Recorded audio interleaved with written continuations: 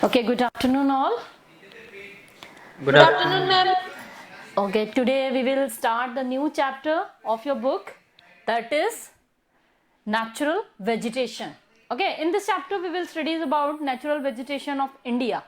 Okay, so before starting this chapter, just I want to tell what is vegetation, or we can say what is natural vegetation. Natural vegetations refer to a plant community that has been left undisturbed over a long time so as to allow its individual species to adjust themselves to climate and soil condition as fully as possible. Natural vegetations वो vegetations होती हैं जो किसी भी area में according to that area of climate, according to soil, जो अपने आप ग्रो होती है. ठीक है, तो उसे हम क्या कहेंगे? नेचुरल वेजिटेशन कहते हैं. So have you understood the meaning of natural vegetation? Yes ma'am. वो एक प्लांट कमोडिटी, यानी कि एक ग्रुप के अंदर जो प्लांट्स होते हैं जो अपने आप वहां पर जिस तरीके की सॉइल होगी, जिस तरीके का क्लाइमेट होगा, है ना, उसी तरीके की वेजिटेशंस जो है वहां पर ग्रो हो जाती है according to climate and soil. तो उसे हम क्या कहते हैं? नेचुरल वेजिटेशंस कहते हैं. अब देखिए, in India how vegetations influence by climate. जो क्लाइमेट होता है ना, वो वेजिटेशंस को बहुत ज़्यादा इन्फ्लुएंस करता है. ऑब्वियसली बात है कि जिस तरीके का, अब जैसे कि एप्पल्स अगर हम बात करते हैं या वीट की हम बात करते हैं, तो इनमें डिफरेंस होता है कि किसी को बहुत ज़्यादा हीट की ज़रूरत होती है और किसी को बहुत ज़्यादा रेनफॉल की ज़रूरत होती है ना. कोई कोल्ड क्लाइमेट के अंदर ग्रो करता है. तो ये डिफरेंट डिफरेंट कंडीशंस जो है वो इन्फ्लुएंस करती है किसी भी वेजिटेशन को. So in first, forest cover and actual forest, इन दो चीजें होती हैं, forest cover and actual forest. इन दोनों में क्या डिफरेंस है? ठीक है, तो forest cover that area which are recorded in state revenue department. Forest cover वो एरिया होता है जो रेवेन्यू, किसी भी स्टेट डिपार्टमेंट, रेवेन्यू डिपार्टमेंट के अंदर एक रिकॉर्ड किया गया एरिया रहता है कि इतना फॉरेस्ट एरिया होना ही चाहिए. ठीक है, स्टेट वाइज. देखो बेटा, आप देखेंगे कि इंडिया के अंदर जितना फॉरेस्ट होना चाहिए उतना फॉरेस्ट नहीं रहा अब. ठीक है, अगर हम और ओवरऑल की बात करते हैं तो 33% फॉरेस्ट की जरूरत है अभी पूरे अगर सरवाइव करने के लिए, लेकिन उतना नहीं है अभी. कितना है? 22 पॉइंट समथिंग जो परसेंट है अभी, उतना ही फॉरेस्ट है. तो इसमें क्या किया गया? बहुत सारी पॉलिसीज निकाली गई हैं कि भाई अब स्टेट वाइज देखा जाता है. जैसे कि हर स्टेट को एक क्राइटेरिया दे दिया जाता है कि आप अपने उसमें एरिया में रिजर्व करके रखेंगे फॉरेस्ट एरिया, ताकि हर स्टेट जब अपना देखेगा तो क्या होगा, ऑटोमेटिकली पूरे इंडिया के अंदर फॉरेस्ट क्रिएट हो जाएंगे. ठीक है, तो अब देखिए इसके अंदर कितना है. रेवेन्यू बोर्ड के अंदर 24% जो एरिया है वो रिकॉर्ड किया गया है फॉरेस्ट एरिया, जबकि होना चाहिए ये कितना? 33%. ठीक है, ओके, समझ में आया आपको? कितना होना चाहिए? 33%. 33%. अब आपको स्क्रीन शायद दिख जाएगी, लेकिन है कितना? 24% है. अब इसमें से भी ये है कि हमने स्टेट गवर्नमेंट ने रेवेन्यू डिपार्टमेंट के अंदर ये तो रिकॉर्ड कर लिया कि इतना फॉरेस्ट होना चाहिए. ठीक है, और लेकिन अभी ये पूरा एक्चुअल में इतना फॉरेस्ट है या नहीं है ये श्योर नहीं है हम लोग. ठीक है, बहुत सारी ऐसी लैंड है जो कि रिकॉर्ड तो है गवर्नमेंट के पास में, लेकिन अभी भी वहां पर फॉरेस्ट नहीं है. Okay, now actual forest cover. Actual forest cover वो एरिया होता है जहां पर एक्चुअली में ट्रीज एंड कैनोपीज देखने को मिलती है. ठीक है, वो एक्चुअल में फॉरेस्ट होता है. कैसे पता करेंगे हम लोग कि वहां पर एक्चुअल फॉरेस्ट है या नहीं है? By photographs. Okay, by using of satellites. Okay, by this we know how much forest is there. Okay, इससे हमें यह पता चलता है कि एक्चुअल में फॉरेस्ट कितना है. सो 21% ऑफ फॉरेस्ट कवर. अब देखिए, अगर हम बात करते हैं 21% जो कि फॉरेस्ट कवर है, यानी कि एरिया जो है रिकॉर्डेड है गवर्नमेंट के पास में कि उतना होना चाहिए, तो उसमें से 79%, ये 24% ये 79% फॉरेस्ट जो है, जो स्टेट गवर्नमेंट के पास में रिकॉर्ड तो है कि ये फॉरेस्ट में है, लेकिन उनमें अभी भी क्या है, वो एरिया फॉरेस्ट नहीं है। ठीक है, रिकॉर्ड तो किया हुआ है कि यार ये फॉरेस्ट एरिया होना है, लेकिन उसमें अभी फॉरेस्ट नहीं है 79% एरिया। ठीक है, नाउ जो इंडिया की वेजिटेशंस हैं, अगर हम बात करते हैं इंडिया की वेजिटेशंस की, तो ये इसको कितने पार्ट्स में डिवाइड किया गया है? Our India's vegetation is divided in 5 parts, that is tropical evergreen and semi evergreen forest, tropical deciduous forest, tropical thorn forest, mountain forest and littoral and swamp forest. इस चैप्टर को हम लोगों ने previous classes में भी पढ़ा है, बहुत कोई कॉम्प्लिकेटेड चैप्टर नहीं है, बहुत इजी चैप्टर है, बस इसमें आपको एग्जाम्पल्स याद रखने बहुत जरूरी हैं। ओके, तो ये आपको 5 जो डिवीजन है ये याद होना चाहिए। ट्रॉपिकल एवरग्रीन फॉरेस्ट वो फॉरेस्ट होते हैं एवरग्रीन, एवरग्रीन से नाम से ही पता चल रहा है कि जो सदाबहार ग्रीन रहते हो। और किन एरियाज के अंदर रहते होंगे ये बेटा? ऑब्वियसली बात है, जिन एरियाज में रेनफॉल ज्यादा होती है। ठीक है, ये एरियाज है यहाँ पर इक्वेटर के आसपास, जिन एरियाज के अंदर बहुत ज्यादा रेनफॉल होती है, इस एरिया में क्या होता है, नाम से ही देख लो, ट्रॉपिकल एवरग्रीन, यानी कि इन एरियाज के अंदर जो फॉरेस्ट पाया जाता है, जो बहुत ज्यादा ग्रीन रहते हैं पूरे टाइम, क्योंकि बारिश बहुत ज्यादा होती है, तो इसे हम कहते हैं एवरग्रीन। सेमी एवरग्रीन फॉरेस्ट इसी एरिया में जहां पर 200 सेंटीमीटर से कम बारिश होती है, तो उस एरिया को हम क्या कहेंगे? सेमी एवरग्रीन फॉरेस्ट कहेंगे। चलिए इनके कैरेक्टरिस्टिक्स को देख लेते हैं एक एक करके।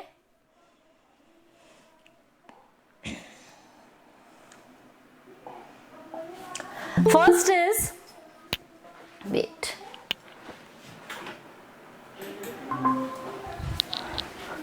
First is tropical evergreen and semi evergreen forest. Tropical evergreen forest के बारे में मैं बता देती हूं आपको। Found where temperature is more than 22 degree Celsius. आपको बहुत तरीके से नोट्स बनाने हैं, टेम्परेचर, रेनफॉल, एग्जाम्पल्स, एरिया, ठीक है, और उसके कोई अलग से कोई फीचर्स, कैरेक्टरिस्टिक्स दे रखे हैं, तो बस इससे ज्यादा आपको लर्न नहीं करना है इसके अंदर। ठीक है, तो जहां पर उन एरियाज में जहां पर 22 डिग्री सेल्सियस से ज्यादा टेम्परेचर होता हो, इट मीन्स कि वो एरिया वार्म हो, है ना। रेनफॉल 200 सेंटीमीटर से ज्यादा हो, it means we can say wet area और we can say moist area. उन एरियाज में ट्रॉपिकल एवरग्रीन फॉरेस्ट पाया जाता है। पहला पॉइंट क्लियर हो गया? Yes ma'am. Okay, then area, western slope of western Ghat, जैसे कि मैंने आपको डिस्ट्रीब्यूशन ऑफ रेनफॉल बताया था, वेस्टर्न घाट में बहुत ज्यादा बारिश होती है। ठीक है, तो इन एरियाज के अंदर एवरग्रीन फॉरेस्ट पाया जाता है। देखिए डायग्राम से बता देती हूँ, ये वाला एरिया है एक आपका नॉर्थ ईस्ट एरिया आ गया, आपका अंडमान, नॉर्थ ईस्ट स्टेट्स आ गए, Andaman and Nicobar. Okay, in these region we are found tropical evergreen forest. Examples क्या क्या हैं? मोहोगनी, एबोनी, रोजवुड, है ना, एनी, ये कुछ वेजिटेशंस हैं जो कि यहां पर पाई जाती हैं। Forest are well stratified. Okay, well stratified क्या होता है? इट मीन्स कि जैसे कोई भी ट्री है ना, तो यहां पर बहुत सारे जो ट्रीज जो होते हैं डिवाइड इन मेनी लेवल्स। एक पेड़ आपको इतना मिलेगा, कोई पेड़ इतना मिलेगा, ठीक है, तो ये बहुत ज्यादा जो आप कहेंगे कि मेनी स्ट्रेटास के अंदर ये डिवाइड होता है, तो हम इसी वजह से इसको कहेंगे कि वेल स्ट्रेटिफाइड है यहाँ के ट्रीज। बस इससे ज्यादा आपको कुछ नहीं लिखना है इसके अंदर। अगर आप इसी को थोड़ा सा एक्सप्लेन कर देंगे तो आपको मार्क्स मिल जाएंगे, लेकिन आपको एग्जैक्ट जो रेनफॉल है, आपकी जो टेम्परेचर है, वो बताना बहुत जरूरी है। देन नेक्स्ट इसी के अंदर आता है semi evergreen forest, that is actually it is transition zone. Okay, transition zone होता है ये, ठीक है। यहां पर क्या होता है, between wet deciduous and evergreen forest, यानी कि जो वेट डिसीडियस फॉरेस्ट होता है, जो टेम्परेट जोन के अंदर जो फॉरेस्ट होता है, वो एरिया के कुछ ट्रीज भी, वेजिटेशंस भी यहाँ पर मिलती हैं, और एवरग्रीन फॉरेस्ट की वेजिटेशंस भी यहाँ पर मिलती हैं। इसलिए हम इसको क्या कहेंगे, ट्रांजिशन जोन है ये wet deciduous and evergreen forest का, ठीक है। Found two types of characteristics यहां पर मिलते हैं, क्या क्या है देखिए, tropical evergreen plus moist deciduous forest यहां पर मिलता है। We saw evergreen forest at western Ghat Andaman. हम लोगों ने जो हमारे जो एवरग्रीन फॉरेस्ट है वो कहाँ मिलते हैं, मैंने अभी बताया आपको, वेस्टर्न घाट्स पे मिल रहा है, नॉर्थ ईस्ट स्टेट्स में मिल रहा है, अंडमान और निकोबार में मिल रहा है, ठीक है। इन्हीं एरिया में जहां पर 200 सेंटीमीटर से कम बारिश होती है, उसी को हम क्या कहते हैं, सेमी एवरग्रीन फॉरेस्ट बोलते हैं, ठीक है। Receive rainfall receive less than 200 centimetre, that forest is known as semi evergreen forest. Clear हो गया यहां पर, कोई डाउट आपको? No ma'am. मैम।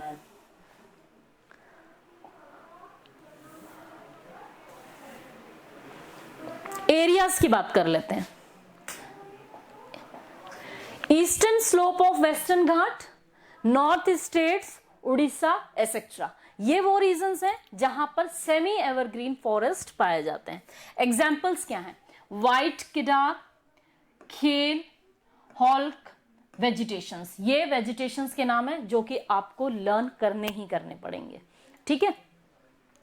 अब देखिए इसमें क्या दिया गया है कि हमारी जो वेजिटेशंस हैं वो ब्रिटिश जब आए थे, उन्होंने जब देखा कि हमारे यहाँ पर बहुत पहले इतना फॉरेस्ट जो एरिया था वो काफी ज्यादा था, लेकिन अब उन्होंने जब ब्रिटिशर्स ने देखा, were aware of the economic value of the forest in India, large scale exploitation of these forest was started. जब उनको ये अवेयर हुए थे, इकोनॉमिकल वैल्यू पता चली ब्रिटिशर्स को, तो उन्होंने क्या स्टार्ट कर दिया, हमारा जो फॉरेस्ट एरिया है उसको एक्सप्लॉइट करना स्टार्ट कर दिया, वो भी लार्ज स्केल में, ठीक है।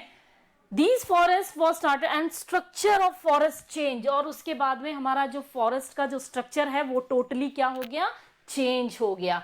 Okay forest in Garhwal and Kumaon were replaced by pine, जहां पर ओक के प्लांट्स होते थे वगैरह, ये सारी चीजें जो थी गहरवाल वगैरह के अंदर, वहां पर वो रिप्लेस करके पाइन ट्री ग्रो करना स्टार्ट कर दिया गया, क्योंकि पाइन ट्री से नीडेड टू ले रेलवे लाइंस, वो लोग रेलवे लाइंस बनाते थे उनसे, ठीक है। तो जो उनको इकोनॉमिकली यूजफुल लगता था, उसी वर्क के लिए वो लोग प्लांट्स यहाँ पर ग्रो करना स्टार्ट कर दिया, ठीक है। फॉरेस्ट क्लियर करें उन्होंने फॉर टी प्लांटेशंस के लिए उन्होंने करा, यानी कि जो कैश क्रॉप्स हैं उनको बहुत ज्यादा ग्रो करना स्टार्ट कर दिया, टी है, रबर है एंड कॉफी प्लांटेशंस में, ठीक है। पेड़ जंगल को काट के ये सारी चीजें उन्होंने ग्रो करना स्टार्ट कर दी।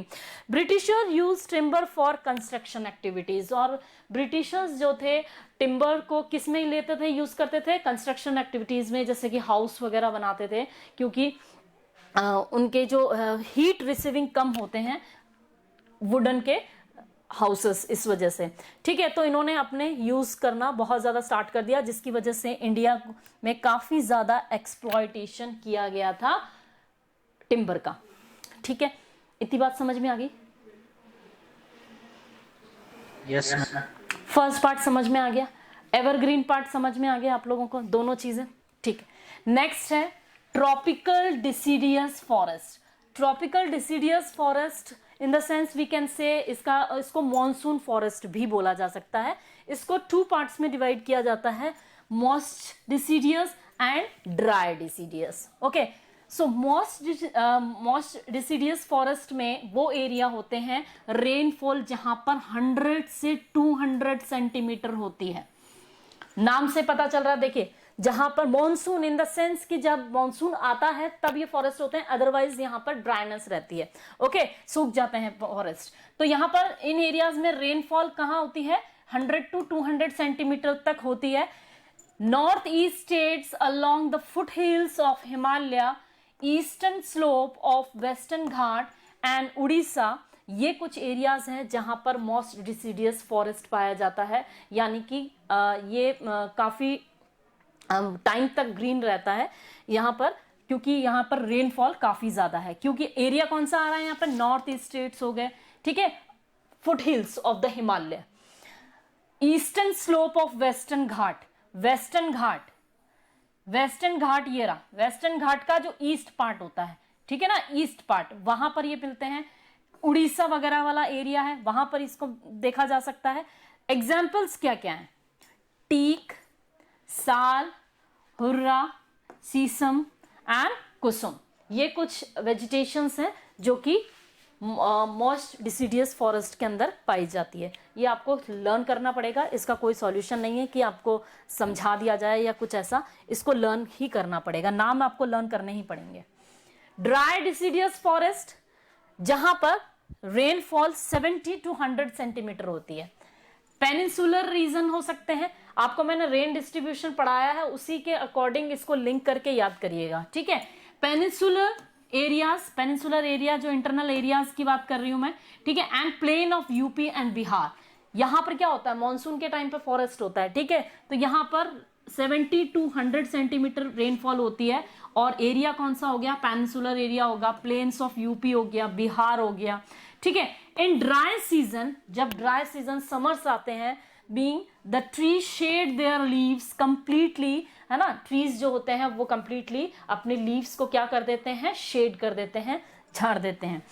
एग्जाम्पल्स क्या क्या है, तेंदू, पलास, है ना, अमलतास, बेल, खेर, एक्सलवुड एसेट्रा, ये कुछ एग्जाम्पल्स हैं जो कि ड्राई डिसीडियस फॉरेस्ट के अंदर पाए जाते हैं। कोई डाउट यहां से? No ma'am.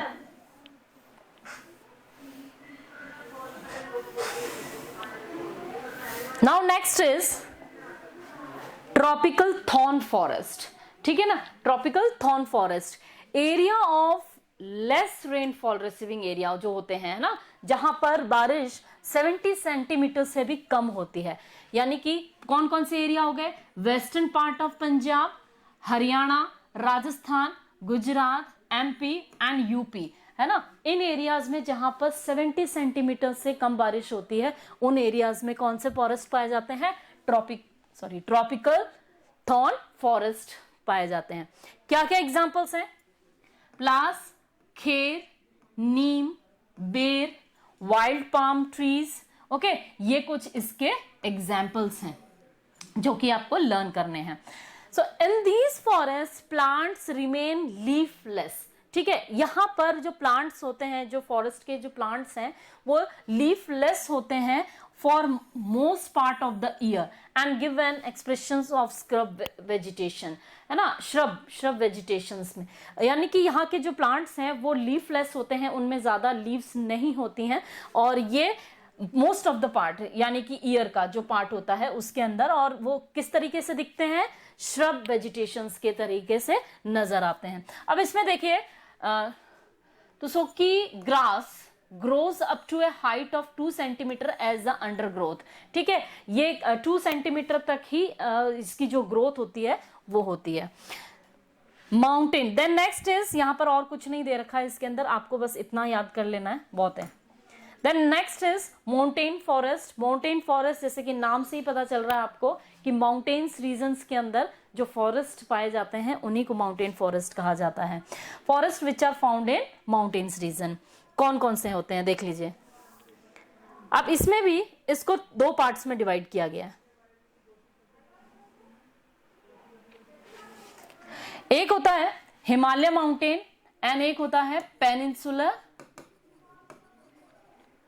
ठीक है, पेनिनसुलर माउंटेन। अब देखिए हिमालय माउंटेन्स के अंदर जो फॉरेस्ट है उसको हम लोग डायग्राम से समझ लेते हैं, क्योंकि आप हाइट जैसे जैसे आप ऊपर जाएंगे वैसे वैसे जो डिफरेंस देखने को मिलता है उसकी बात कर रहे हैं, ठीक है।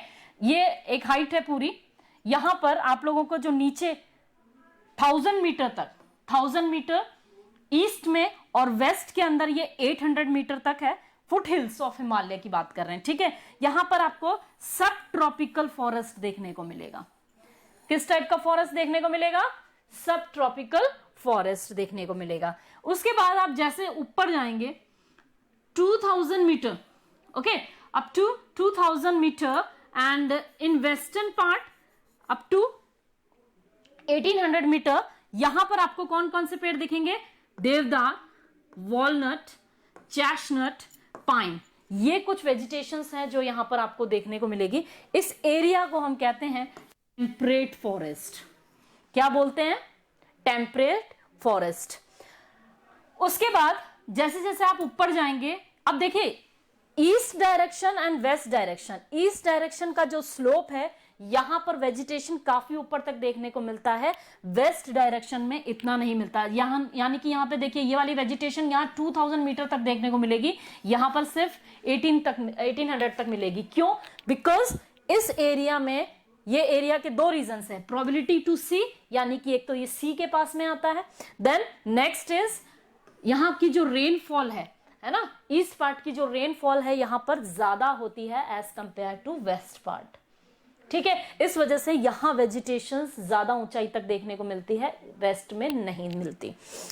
सो नेक्स्ट अगर हम 3000 मीटर तक जाते हैं, अप टू 3000 मीटर, यहां पर ट्रांजिशन फॉरेस्ट देखने को मिलता है। ट्रांजिशन फॉरेस्ट का मतलब क्या होता है कि इस एरियाज की भी वेजिटेशन यहां पर देखने को मिलेगी और इस एरिया की भी वेजिटेशन आपको यहां पर देखने को मिलेगी। ठीक है, इन दोनों एरिया की वेजिटेशन आपको यहां पर देखने को मिलेगी, इसलिए हम इसको क्या कह सकते हैं? Transition forest.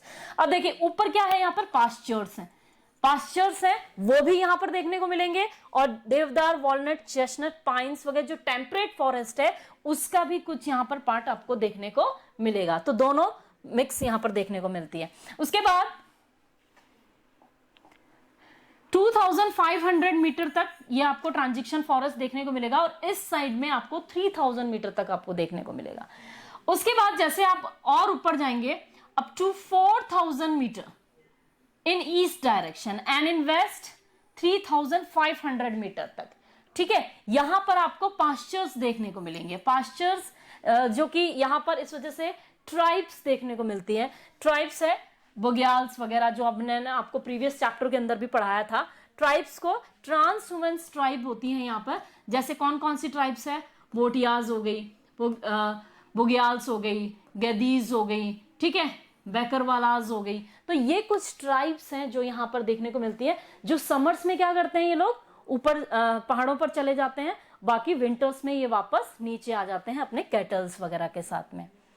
ठीक है, अब अबव 4000 मीटर, ठीक है, अबव 4000 मीटर्स यहां पर ये जो एरिया है टुंड्रा रीजन जिसे बोला जाता है, यहां पर वेजिटेशंस पाई जाती हैं। मोसेल्स हो गया, ठीक है, लाइकन्स हो गया, मुसेल्स हो गया, ये अप टू 4000 मीटर तक ही देखने को मिलती है यहां पर। लेकिन अगर हम बात करते हैं वेस्टर्न पार्ट की, वेस्टर्न पार्ट में ये 3500 तक ही मिलती है, उसके आगे यहां पर कोई वेजिटेशंस नहीं मिलती है, बिकॉज यहां का टेम्परेचर जो है वो काफी ज्यादा कम हो जाता है। ठीक है, कोल्ड रीजन्स के अंदर वेजिटेशंस कम देखने को मिलती है, लेकिन इस एरिया में ईस्ट में 4000 मीटर तक ये वेजिटेशंस आपको देखने को मिलती हैं। क्लियर हो गया यहां पर? आपको डायग्राम से पूरा बताया है, कोई प्रॉब्लम पूछ लो अभी।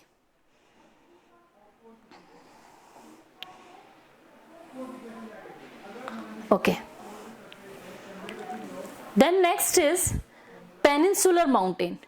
अब इसी में देखिए माउंटेन्स वाला जो फॉरेस्ट है उसी के अंदर नेक्स्ट आता है आपका peninsular mountains. Peninsular mountains 3 types के होते हैं, जैसे 3 टाइप्स वेस्टर्न घाट्स में है ना, विंध्यास के अंदर है, नीलगिरी, ये जो साउथ वाला जो पार्ट है पेनिनसुलर एरियाज है वहां पर है ना। When you go to high altitude, अगर आप हाई एल्टीट्यूड के अंदर जाते हैं तो वहां पर टेम्परेट जो फॉरेस्ट है आपका, उसे क्या बोला जाता है? यहाँ पर शोलाज बोला जाता है। ये एक अलग से स्पेसिफाइड नाम है, इसको वन वर्ड के अंदर भी आ सकता है।